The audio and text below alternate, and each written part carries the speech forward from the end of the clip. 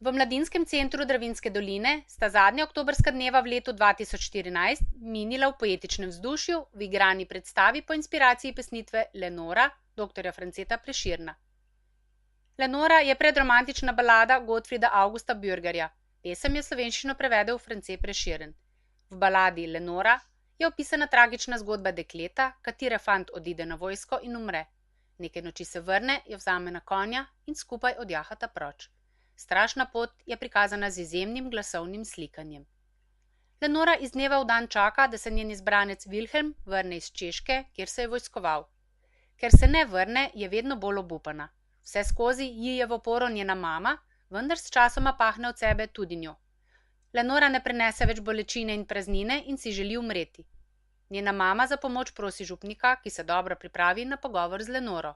Vendar, ko prispe na pokopališče, kjer mama nazadnje vidi Lenoro, uvidi, da bo ta naloga zanj pretežka. Lenora skozi izvajanje rituala klicanja mrtvih duš obudi mrtvece. Po koncu rituala se pojavi še Wilhelm. Lenora ga sprva ogovori zelo previdno, potem pa se mu vrže v objem. Wilhelm ji pove, da se bosta takoj poročila, a da mora z njim na Češko, kjer je njegov novi dom. Pusti se prepričati in oddirjata na svatbo.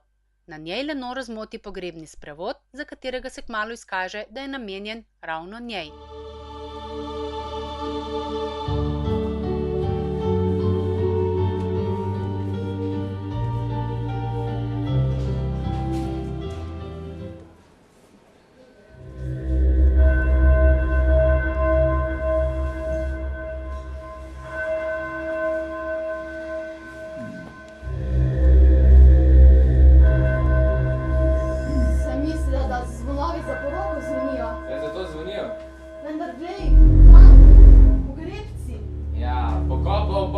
Potem pa naj se začne žalovanje.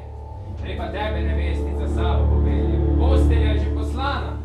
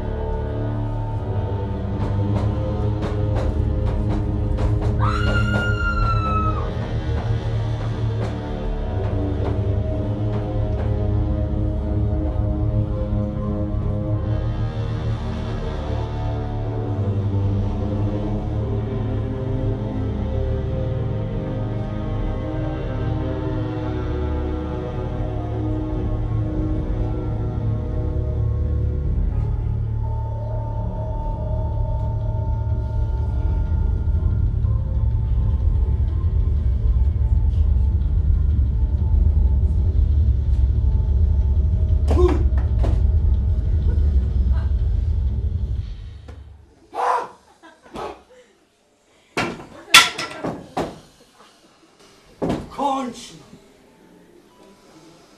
Zgodba o Lenori je tako pri koncu. V nosi jutra sapa že skeli.